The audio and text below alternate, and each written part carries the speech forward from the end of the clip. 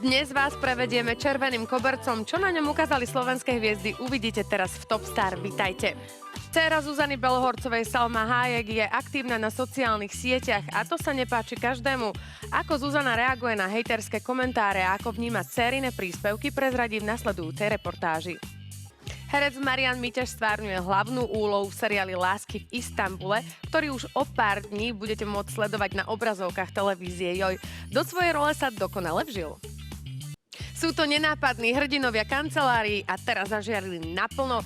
Hviezda roka ukázala, že office manažérky, asistentky a sekretárky si zaslúžia oveľa viac než len potles v kuchynke.